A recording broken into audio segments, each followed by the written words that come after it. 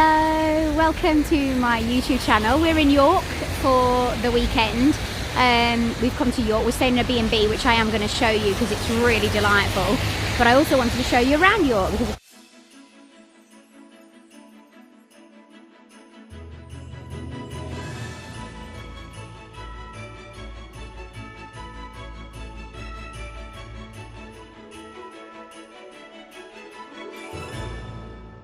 apparently it's been voted the #1 city in the country and also the #1 for Christmas markets. Now Gary and I have done a lot of Christmas markets over the years in European countries such as Munich and places like that. So we're going to see as to whether this lives up to its #1, because we think outside of Europe, actually by Germany, then the best Christmas market is definitely Manchester. So I'd like to see what this is going to be like. So I'm going to take you in. We're going to the Jorvik Viking Centre first because I want to show Frankie Jack how the Vikings came over, how they used to live, etc, etc. And then we're also going to go for afternoon tea on a train that's in the train museum. But so if you're coming to York, what I found is hotels here are incredibly expensive. So they can be, sorry I'm walking and talking because we've got to get to the Jorvik. I found that the hotels are ridiculously expensive, so it can cost you anything between £400 to £700 for 2 nights, which actually could be a really good break. I found a break for this weekend to go to Chicago on lastminute.com, and it was £400 odd for 4 nights in a Crown Plaza in Chicago with flights. But Gary unfortunately didn't have the day, so we had to take off work. And this is the Jorvik Viking Centre, which is right opposite, if anybody wants to know. I've walked all the way through Primark, which is just down there, and they've actually got proper sort of Vikings stood outside, look. It's a ride to show you how people lived in the olden days, because look, all this on the floor here. So this is the actual site that they did the digging on in York to find the Vikings and what they did back in the 900s. They came here roughly around about 866. And this is a replica in exactly the same place that they found it all those years ago. It's absolutely incredible.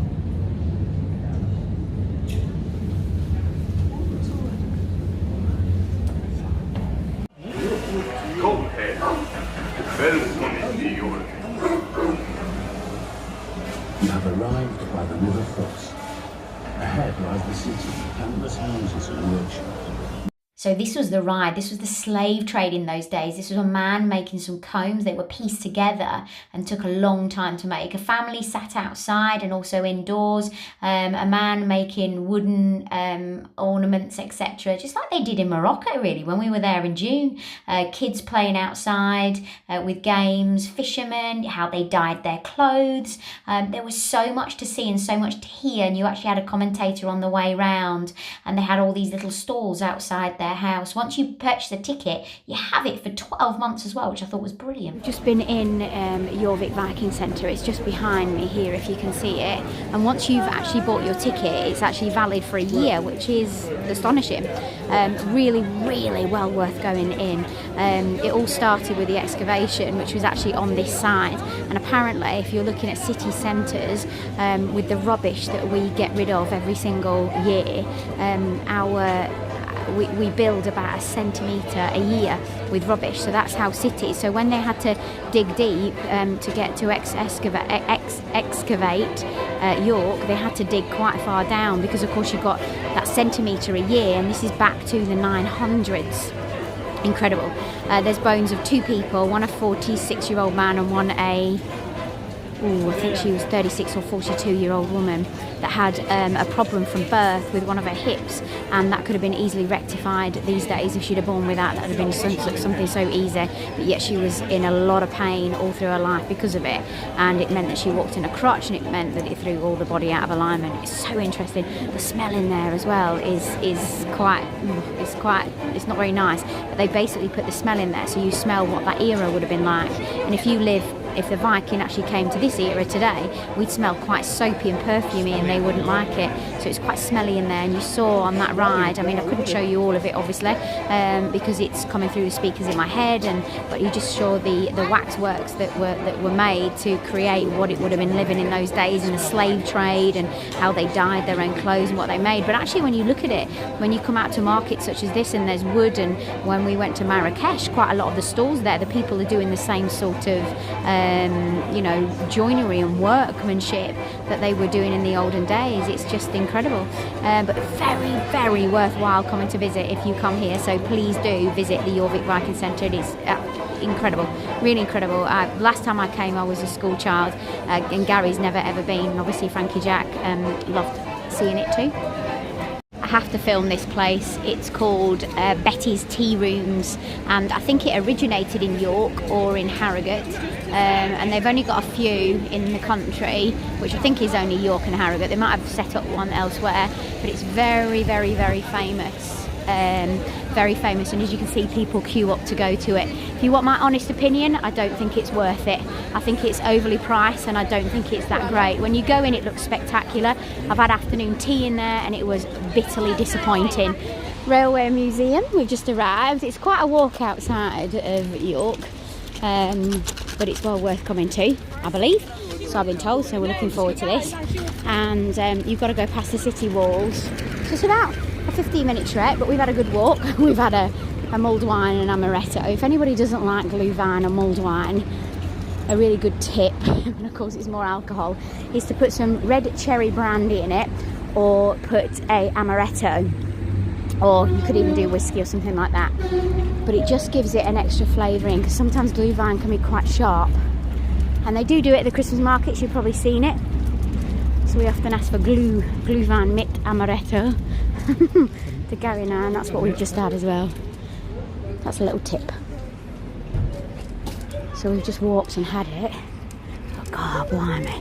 We've just walked about 15-20 minutes having my amaretto. It's gone cold, and my glühwein, and we're just about to go to the Welcome to the National Railway Museum.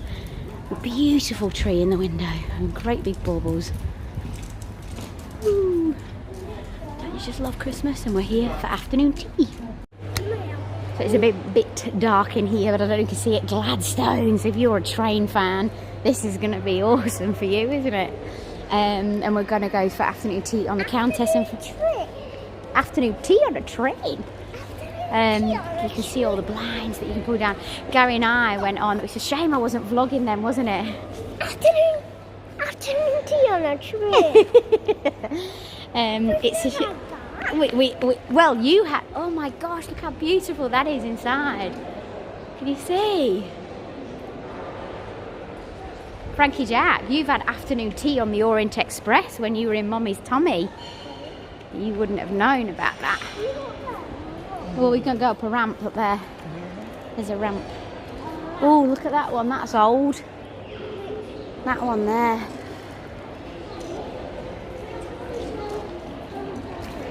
Harry Potter. Well, I don't think Harry Potter's one's here. I love the old signs as well that you've got up the Rowntree's chocolate and pastels. Rowntree's chocolates, Cadbury's chocolates, Stevens ink for all fountain pens, Brook Bond tea, Coleman's mustard, Daily Mirror all along the line. How fabulous is that? Which one are we having afternoon tea on? Oh, we're going, it's further down. We've got to go further down for it. This is Queen's Mary's Saloon. No, you can't get in it. It's a very posh train.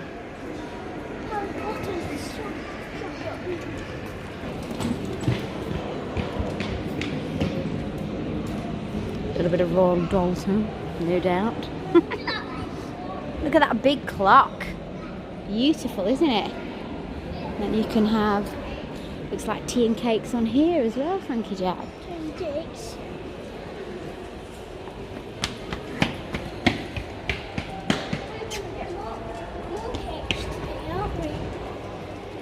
It's like a sitting room, isn't it? It's like a drawing room. We get so much cakes, we won't be able to. Oh my word, look at the bed. So. Oh my word. Look at this, Frankie Jack. Let's pick you up. Yeah, come round here. I need you to jump. Wow. And look at this. This is where you can sit and have coffee. Look, in your train compartment. Can I tell you something? Yes. After you eat too much cakes, you can't run. You can't go on. You eat too much cake. You can't go on. He's a funny little devil. Passengers and goods locomotive nicknamed Crab, used on routes around the northwest from the 1920s to 1960s. The royal family had their own custom-made carriages, but the locomotive used to pull their train was chosen by the railway company. Working on the royal train was a real honour, and the train crew would polish the locomotive until it gleamed. In their normal working life, Crabs pulled ordinary passengers and goods trains. Oh my word! That used to have all coal in it. So this is like, I tell you what this is like. It's like the Polar Express. It's like the Polar Express. Boop, boop. It's like the Polar Express. Boop, boop. All trains aboard for Santa. Boop, boop. You can actually wheel this train, Mummy. You can actually wheel it. Right, come on, let's go to the Countess. Look, flags up as well. It's really good. Haynes, look at that. How amazing that is. What is that? That is, oh, beautiful. Wait for Daddy. I'm not into trains, but that is stunning. Wait for Daddy. Yeah, I'm coming. I'm waiting. Big wheels on it. Gary's just got off and said exactly from that bullet train, because he was behind me, and he's just said that is a beauty. I said I've just said exactly the same thing. That is gorgeous. All the trains. Let's go round and have a look then, see if we can get on it.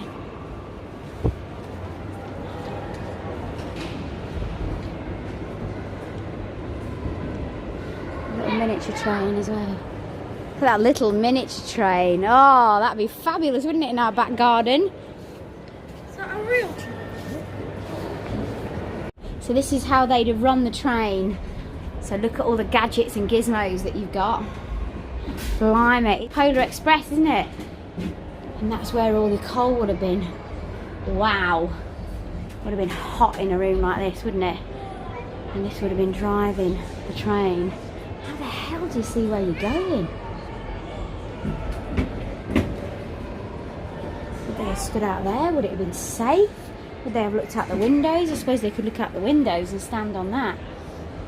And then look out the windows. Mallard. Okay, so this is very famous. It's a very iconic train. Oh, for all you train enthusiasts, you'd know that I'm not a train enthusiast, but I just do look at them and think they're absolute beauties. Frankie Jack, do not climb on there. Somebody's swimming from there.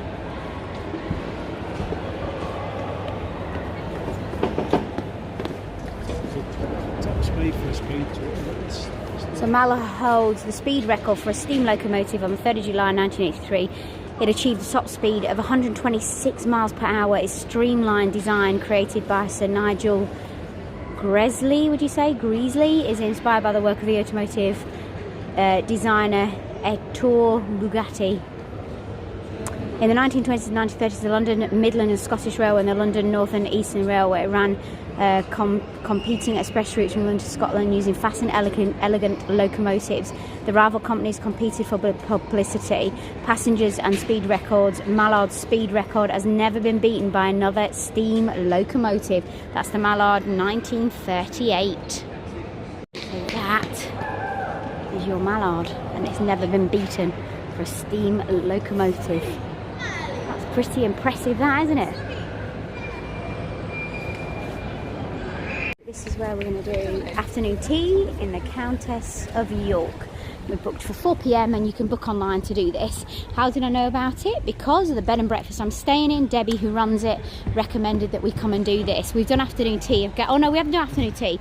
We did New Year's Eve once on the Orient Express, which was absolutely fabulous, but I was pregnant and felt sick and couldn't eat a thing. Afternoon tea on the Countess. At the moment is Christmas afternoon tea. And it is lightly spiced butternut squash soup, pigs in blanket with sausage roll and finger sandwiches. And we've also got champagne and we've got tea as well. No, butternut squash soup for starter. So this is your afternoon tea. So you've got cakes on the top. You've got some Christmas pudding cakes, you've got scone in the middle as always with a clotted cream and jam, and then you've got turkey with cranberry, brie with grape, chutney and beetroot curd gravlax going in. So beetroot curd gravlax, which is smoked salmon. And that's your afternoon tea. So we've just come out of the Countess of York. That's where you go in. You'll go to Welcome to the National Railway Museum. The other way round if you're looking at that now, because obviously I'm filming in selfie mode, and when it's selfie mode it's always back to front, isn't it? Absolutely superb. I'm a stickler for afternoon tea. I'm a stickler for being great service. I have to say I'm a big fanatic of it. So it has to be done correctly or not at all. And no. And sorry, that's Frankie Jack running across the road. I'm trying to film it. Hold my hand, sweetheart, while I'm filming. Hold my hand. Hold my hand. Hold on to the pram then. So I'm a stickler for it to be correct, and that was awesome. The service was impeccable. The place was lovely. They had like grand piano music playing, although it wasn't a grand piano. They still had grand piano playing in the background, and it was just brilliant. So I would highly recommend that.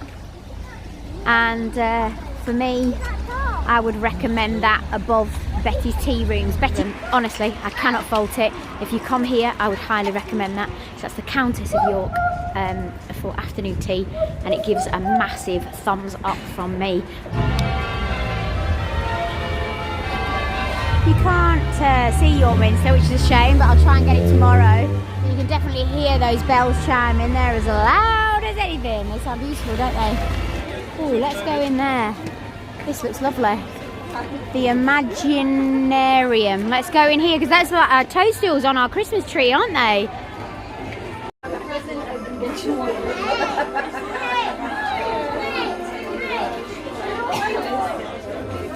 me. Where? Let's have a look. Oh yes! How lovely is that? Hello. Oh, what a shop this was. So quirky. It was like being, or something out of Harry Potter land. It was just brilliant. They had fantastic Christmas decorations. If I didn't have so much, I would have definitely have bought something. The owls were beautiful, but all roughly around about £40–50. So very, very overly priced. I think about how much I paid for mine and what a great deal it was. Now, these legs here are going to be a vlog I've got coming up, because I got an idea from that display. Look how big those baubles are. Massive baubles. How did they get there? I just love these kind of displays and how they've done it. Obviously that's all just attached to a black piece, but I don't know how they've done that one. I would like to know how they've done it. Oh, it's again but attached to a black board and then just piled up. Very effective.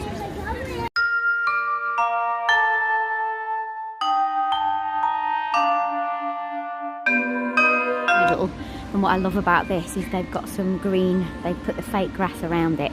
Whether that's there all year round or not, or whether she's just put up for Christmas, they've got the steps that go up to it so you can have your Christmas, your photograph taken. But also, I can imagine like a choir on there singing as it gets really near Christmas, which I always think is really lovely, which they do on European markets, you know, when you go to places like Vienna and Hamburg and Munich, etc. One of the best places we've been to is Nuremberg, if you ever get some. We've always got cracking deals with Gary and I, you know I'm a bargain queen. We've been to some amazing Christmas markets, and I have to say York is very good.